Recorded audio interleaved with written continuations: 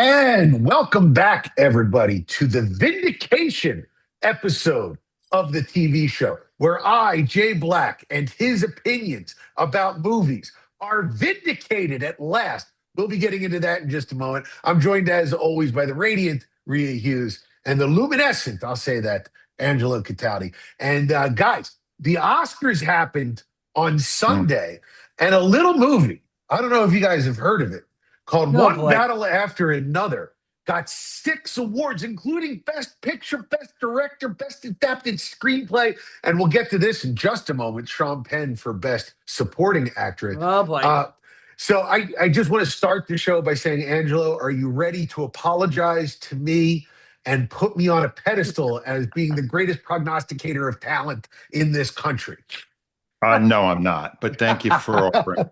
I'll say this. Of all the different awards, and we will get to Sean Penn in a minute, but the one that bothered me the most was adapted screenplay, because there wasn't a screenplay. There was no story. There was no character development. All of the things that go into storytelling were ignored by that movie, and it won Best Picture. You know what that says to me? It was a horrible year for movies. If that was the best, then it stunk, because it Okay. wasn't a good movie. So let's start with that, Angela. Let's start with just overall, what did the Oscars say about movies this year? What were your overall thoughts about the telecast? Did you like Conan better Right. this year versus last year? Just give me your Okay. 1,000-mile view of the show. I'll give it to you real quick. It was the perfect reflection of the movie year. It was way too long. Most of it was extremely boring. There was one major highlight in the middle of it that was phenomenal, and the rest of it sucked. Conan O'Brien was Conan O'Brien, which is B minus. He's Okay. not that exciting. He's just okay. He's goofy. He's not threatening, so they like him in that Yes. role because he's not going to make anybody embarrassed. All right, but I'll just say the best part was, and it's a long sequence, but it was so great. In Memoriam. Yeah. I did see that. You It was did. good. Rhea, Billy Yeah. Crystal comes out and does a homage to Rob Reiner and Rob's wife, who are both killed by Rob's son. Then you had a whole bunch of different people who had passed away, and then they do a tribute to Diane Keaton in the middle, Mm. and then they end it with Robert Redford and Barbara Streisand. And at the very end of her tribute, she breaks into The Way We Were, which is such a great song. Yeah. That was like 20 minutes of the best TV I've seen in forever. And The can I tell rest you the of- best part about that? Do you know Yes. about what happened with the Barbara Streisand thing and Jane Fonda? Oh, I heard that Jane Fonda wanted to do it. She can't sing. No, No. but Jane Fonda was interviewed after, and she said, Yeah. "Why did she get to do that? She did it one movie with them. I did 4. I thought that Robert Redford was so great looking and apparently such a great guy. Women are still fighting over him when he's I dead. know. Is that Yeah. great? And here I am, alive as could be, no fighting, no fighting anywhere, ever, not once. No, it was, look, the whole thing was what you come to expect now from the movie industry. Lots of people trying to impose their political views on us.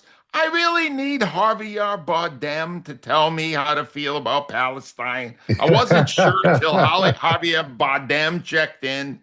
I don't need all that. It's just so overdone. And except for that In Memoriam thing, it was worth 4 hours just to watch that 20 minutes. The rest of it was swill. Rhea, so I mean, I know that you're probably a less active moviegoer than Angela and I. I mean, did anything stand out to you? I mean, we'll talk about fashion in a moment, but like, what was your takeaway from the awards? Here's what disappoints me. 25, 30 years ago, me and friends used to get dressed up to the nines, and we would go out to places that were holding Oscar parties, Yeah. like a bar, like a real nice bar or restaurant or stuff.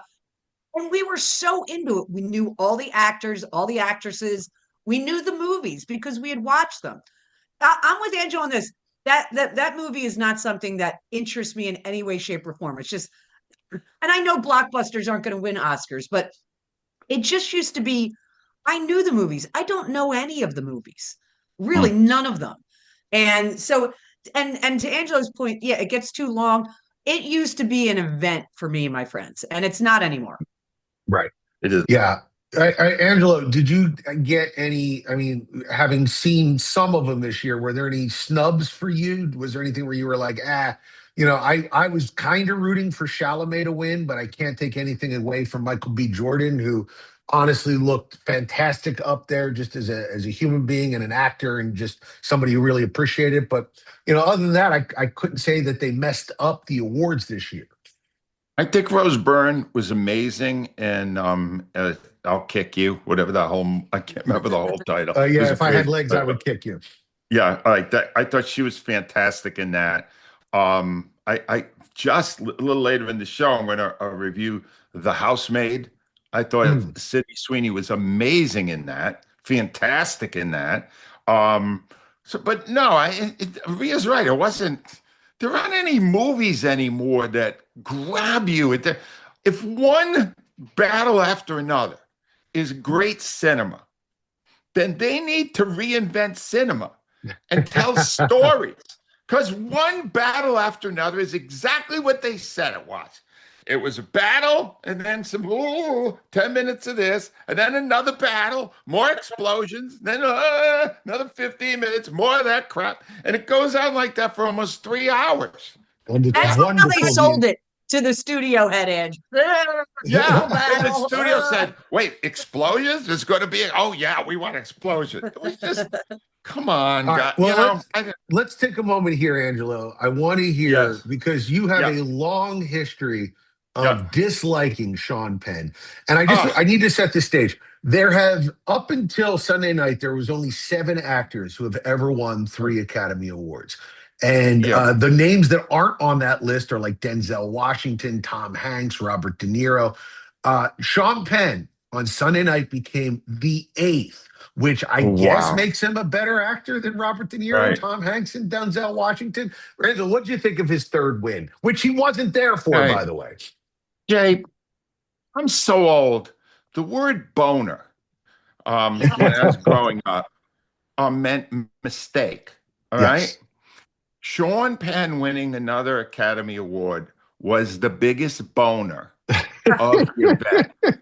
Now, if you watched one battle after another, you realize that there was actually a scene in it involving the other term for boner. Yeah. Yes. That was probably as good as he's ever acted. Right? Right? But unfortunately, I had to see his face. Now, the good news is he did not even think enough of it to show up. No. So, and I know why. They're claiming he's in the Ukraine. He's doing some, I don't know, whatever political crap he's doing there. The truth is, there's no smoking. And he's the biggest chain smoker in history.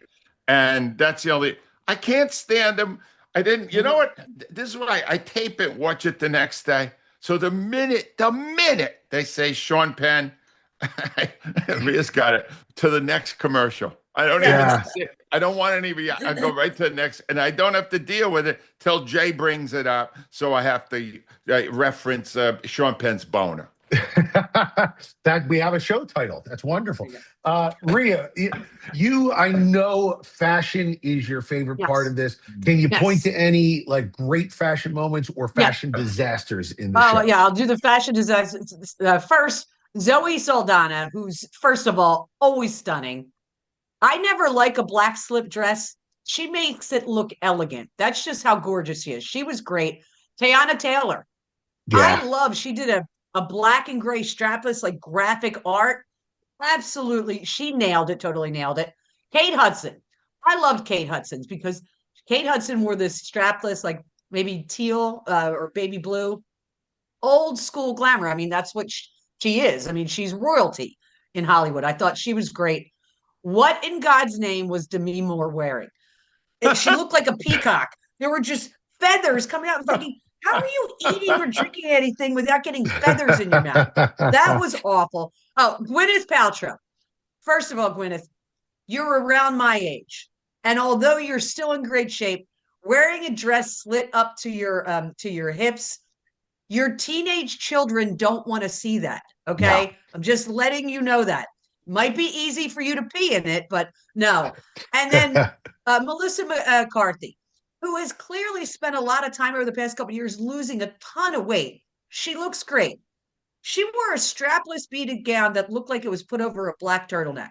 Like, Yeah. I'm a little cold. Think I'll just put a turtleneck on under this beautiful strapless beaded gown. So I didn't get those. Those were the misses that I saw. Just in case Gwyneth is listening, I was okay with your dress choice, Yeah. Gwyneth. You can continue I to wear was that. too. Yeah, I was Yes. okay I with actually, Jay, this is how creepy I am. When they were showing it last night, because I didn't really pick it up during the broadcast, I paused it. that. Oh, jeez. You Well, have an Dale- 80-inch my- screen TV. You didn't need to pause it. Yeah. My wife was sitting there, and I went, I just went, is that really her rear end? What am I seeing here? Exactly. You know what? Apple TV flagged that. Now you're on a list, Angelo. Thank goodness. Uh-oh. All right. So as the Oscars were going on, the 98th Oscars, we're coming up on 100 years of cinema.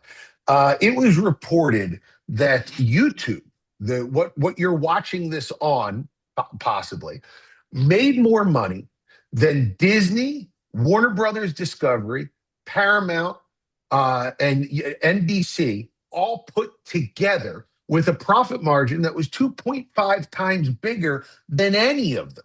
So you're watching, basically, this is done with a computer, us talking. I would say that there are various levels of YouTube production, but none of them are at the level of a Hollywood movie. And yet people are driving all of their eyeballs to YouTube and not to the theater.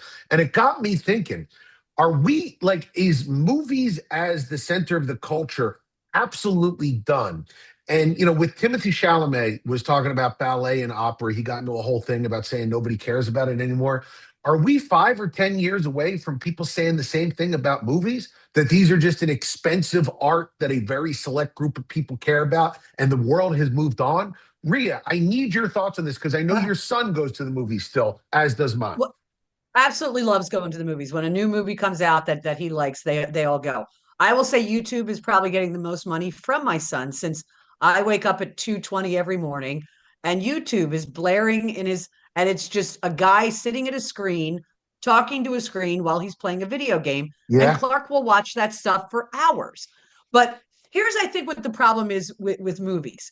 So you've got, what you said about every battle after another. Yes.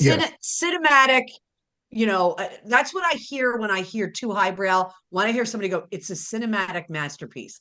Yeah. Sometimes I just want to watch Top Gun. There's nothing wrong with like just a movie that everybody can get into. And so, yeah, I think if movies keep going down that path of where they're making movies for critics, which I think they sometimes do, and not for the masses, I think then you could be headed in that direction. Just my opinion. No, I mean, I absolutely see that. I think that same thing can be said about opera and all that other stuff. It used to be for everybody, now it's for nobody. Angela, what do you think? Well, no, there's still big milestone films, billion-dollar films. There's always going to be those, because a lot of them now are just derivative of the previous. It's a sequel, that kind of thing. What's fascinating is when I grew up, there was this that people were trying to project what would happen when computers became a big deal, and all that. And they went, there'll be a day where everybody's a star. Everybody, Andy Warhol, everybody will get their 15 minutes. Yeah. Well, on YouTube, everybody is a star. There are people that are nobody who suddenly have 3 million views. And that's the reason YouTube is bigger than those others, is because it's got a bigger bin. There's more, it encompasses so much more. It encompasses us. Yes. What more do I have to say? It encompasses us. So yeah, it is going to be a different world moving forward, but not to the extent that a great movie will not still captivate the culture of our country. I still believe there's going to be that. It's just that it's getting harder to find a great movie anymore. Yeah, it's fair enough. Fair enough. I will say this. I was tooling around on TikTok, and I watched one supercut of Dennis Rodman rebounding in the 1990s with classic rock playing over it. And then TikTok said, "How would you like an afternoon of 90s NBA highlights with classic rock over top of them?" And I said, "Okay, TikTok." 4 hours later, I'm like, I have a life to lead. I can't be doing this. But I think there's a algorithm there that sort of figures out stuff you didn't know you wanted. Jay, excuse me. If you watch 4 hours of that, you don't have a life to live. You just proved you don't. Yeah, fair enough. Fair enough. So I sent you guys an article that Peacock got its highest ratings in a year with this new show that Tina Fey is producing, but it's a Robert Carlock created show that stars Tracy Morgan and the kid from Harry Potter. What's his name? I can't remember his name now. I know who you mean. Daniel Radcliffe. Radcliffe. Yes, that's it. And it started out, it had pretty good ratings, but over the last couple of months, it has slowly grown to 13 million views. And this has become the breakout hit of the winter. People are really loving the show. I asked you guys if you've checked it out. I watched it yesterday. I gotta say, I liked it. I thought it was a good sitcom. I could see why people are enjoying it. Angelo, what were your thoughts on it? Love it. I've been watching it for 3 weeks now. Oh, really? Oh, even teased it a couple of weeks ago here that it's Reggie Dinkins, the fall and rise of Reggie Dinkins or something like that. But here's the thing. I'm shocked it's this successful because Tracy Morgan is an acquired taste. Yes. I happen to really love his humor, but it's extremely awkward. It's even his delivery is unique. There's nothing quite like Tracy Morgan. I think it's an either love him or hate him guy. And here he's just this pathetic former athlete who got caught in a scandal, big scandal. And now he's persona non grata.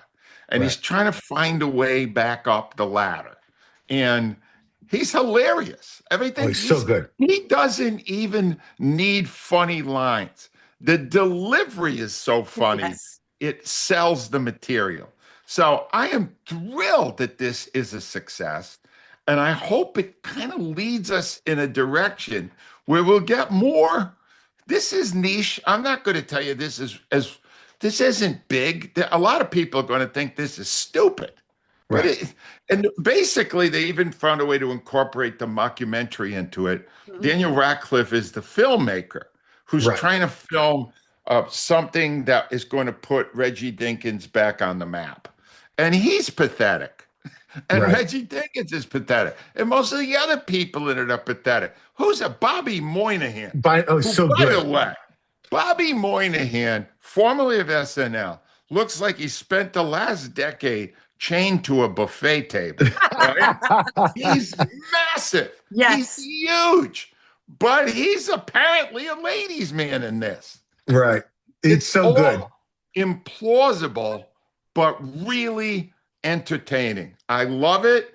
I hope it has a long life here because you're right, Jay. It's done by the 30 Rock people, and it's that same sensibility. 30 Rock was not a big hit. No, but it was good consistently. It was always good, and it only wanted to be funny, and that's all it was, and it was really good at that. Rhea, what did you think? Did you get a chance to check it out or no? Watched the pilot, loved it because I live in that world, obviously, of sports and the rise and fall of athletes I see every day.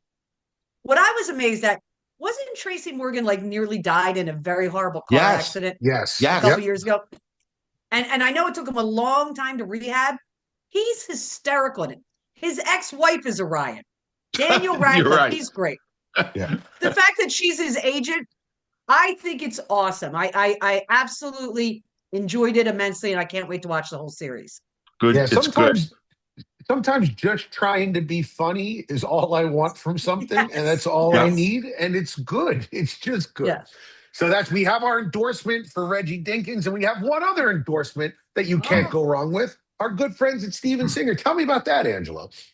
I had the honor over the weekend to share a meal with a young man named Clark Cohn. What an impressive guy. And apparently he's got a very serious love affair going right now. No, he's got a girlfriend. I'm not calling it a love affair. But the thing is about him is he's smart. He's got a smart mother, and he knows that the way to a woman's heart or a guy's heart is to get a beautiful piece of jewelry that symbolizes the relationship. And I watched how smart that kid was, and I went, wow, if he's already understanding at 17 that you find a great jeweler like Steven Singer, and then you say, what can I get my girlfriend? And wow, a wide array of great stuff at a fair price. Rhea could tell you better, but Rhea, I'm so impressed by this. Yeah, and I can tell you because he's 16. Let's not age him. Oh, Let's not age him 16. too Wow. fast for me. 17 in August. But yeah, he starts out slow. He gets little bracelets, a little necklace. But I have something. Not that he's getting this. He's way too young. But this is like engagement season. People like to get engaged as we get towards the spring. So I looked up this. Look at this engagement ring. Oh, Whoa. wow. Look how stunning that is. Wow. Okay. Now I know people out there getting nervous about engagement. They're like, oh my God, I got to drop $20,000. I'm going to be paying for it for 20 years. This engagement ring is $2,700. Wow. And it's stunning. It's stunning. Wow. So, and that's, you could get engagement rings in, from 500 to however much you want to spend, but you don't have to break the bank at Steven Singer to get the woman of your dreams, the most stunning engagement ring ever. Other corner of 8th, the Walnut. You could also has a new place now in Newtown, right? In Newtown? Yep, Newtown, And right next to the Capitol Grill. Go to IHateStevenSinger.com. You could see all the great stuff he's got. He's amazing. Absolutely. Let's say you're watching the Oscars with your wife and Gwyneth Paltrow doesn't have underwear on and you pause the TV. Maybe you want to get an I'm sorry ring. Something. I don't know. Just a thought. All right, Rhea, what do you got for us on British Corner this week? So I have another international one this week. And Angelo, you're going to be very intrigued by it because I stumbled upon this. I was flipping around on Hulu.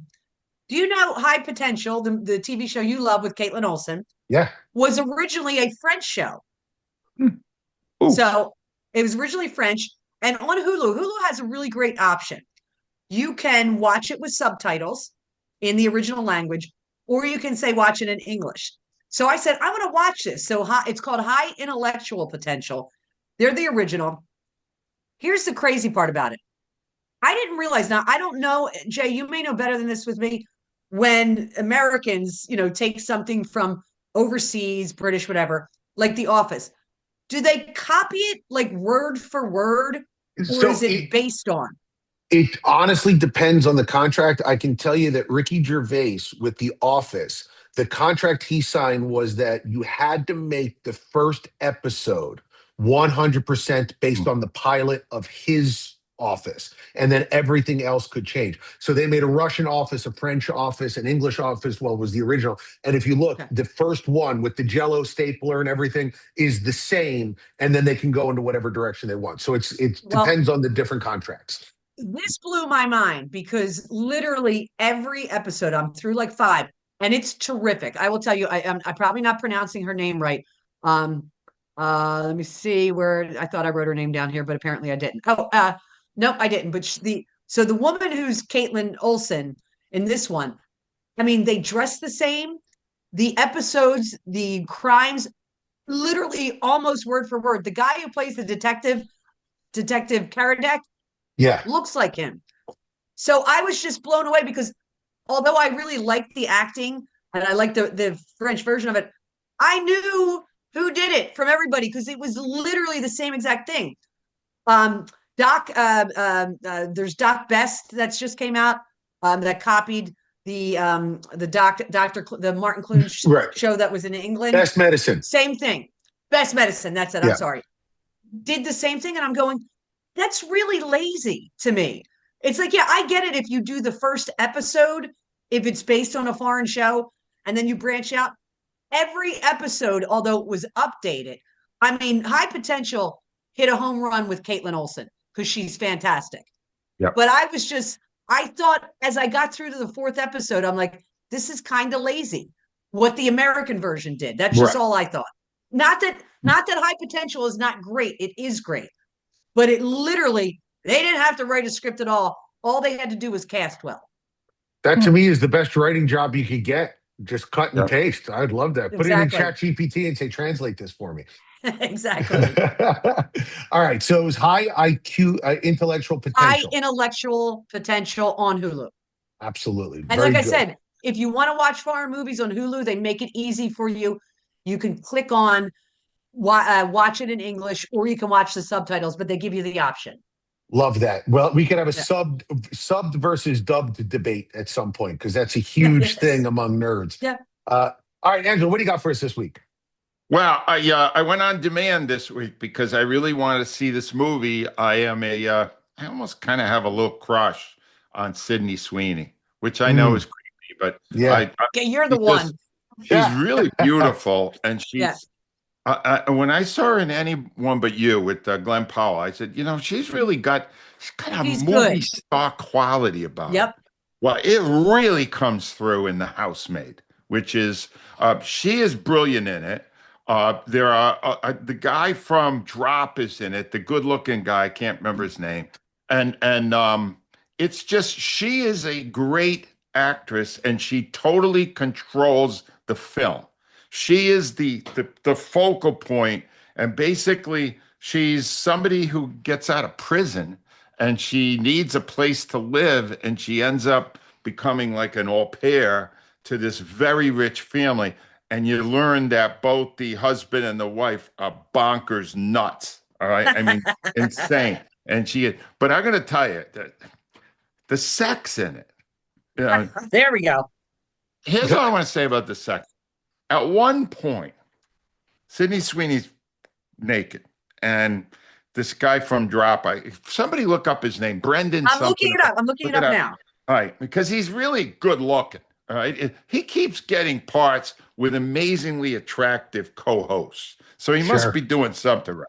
But anyway, it was so intense, Jay, that my wife said to me, "Oh, I guess they had one of those intimacy coaches on this film, didn't they?" Yes. Oh man, you go, whoa, that's whoa. So that was good. It's not perfect. It's 2 hours and 13 minutes. Brandon Sklenar? Yeah, that's it. That's him. Okay. He's really good. He's got a strange role in this film, but he's really good. And he was really good in Drop, too, by the way. But anyway, the movie's too long. It's 2 hours and 13 minutes. Not necessary. It's got 5 major twists. You don't need 5, right? It's all just, it's this new formula now. Every 20 minutes, we got to shake everything up. But it's a really good movie because Sydney Sweeney is a movie star. And she knows how to create a part. She is a very good actor, and she sells it. And she is the reason alone you should see it. And I didn't see the woman that won Best Actor this year, Jessie Buckley, but I'm going to tell you that I can't imagine it could have been much better than Sydney Sweeney or Kate Hudson in Song Sung Blue, which that was also incredible. So did you see Hamnet, Angelo? I'm just curious. Did you see Hamnet? No, I didn't. Isn't that what she won for? Yeah, she did. Yeah, never heard of it. Yeah, it dropped on. I never heard of it. It just dropped on Peacock. If you want to check it out, it's a tough watch if you're a dad. I can tell you that because it involves the death of a child. What do I want to see that for? Yeah, it's tough. But Angela, you know how I know that Amanda Seyfried and her husband is bonkers? Because they hired Sydney Sweeney as an au pair. Yeah, if Sydney Sweeney shows up at your house and says, "Can I live with you and take care of your kids?" you say no. Yeah. Sydney Sweeney has one of the best bodies I've ever seen in my entire life, especially because having done some research, I know that it is natural. It is not. She did not get any It's God gave her that. God bless her. I'm sure he did. Yeah, and what does she owe God for that? That's the big question. But if you want to find it, ideally your all pair should have a hunchback just to make your life much easier. Just throwing that out there. Your all pair could be Angelo showing up at your door. You're like, yeah, we're good. Angelo with a wig. Fine, you can take care of our kids. Okay, so Angelo and I are big fans of Adolescence, which is another hard watch if you're a parent. But there is a show, a documentary that just dropped on Netflix called Inside the Manosphere, which is a Louis Theroux documentary. He's a famous documentarian in Britain. He did a whole bunch of different stuff over there. He's got an amazing style, which is basically to just look incredulous and let other people talk and talk themselves into making mistakes, which is fun to watch, especially with people who are as dumb as the influencers that he's talking to. If you are looking for a 1-2 punch, one to see the results dramatized in adolescence, and the other to see the documentary of the origin of how these kids get to the place that they hate women and idolize these brutally dumb, dark men.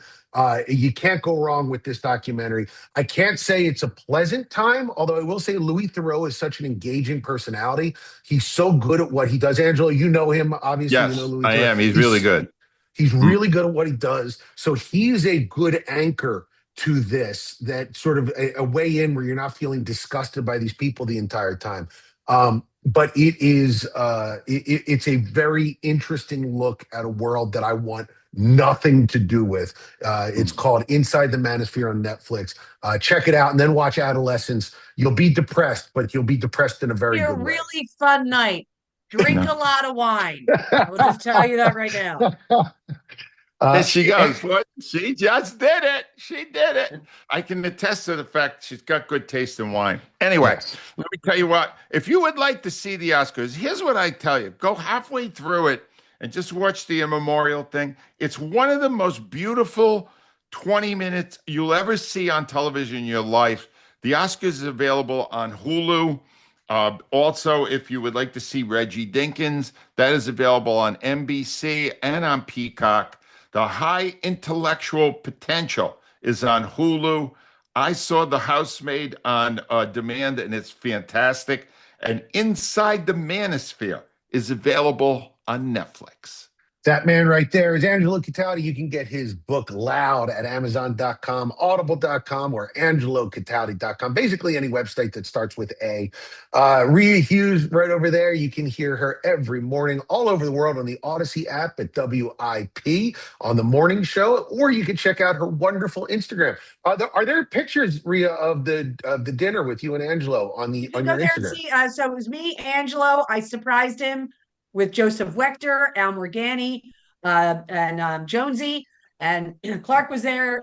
Gail was there. We had a great time at Scaniccio's, great restaurant in South Philly. So we had fun. You can go check out those pictures. Rhea Hughes, Fantastic. 94 WIP is her handle. And you can find me, Hello Jay Black, all one word, on Instagram.com, where you can find all of my crazy political views and thinking that, people in the manosphere are evil. You can check that out anytime you'd like. Guys, thank you so much for joining us. We'd like to thank our sponsor, Steven Singer. And we'll be back next week with more great TV content.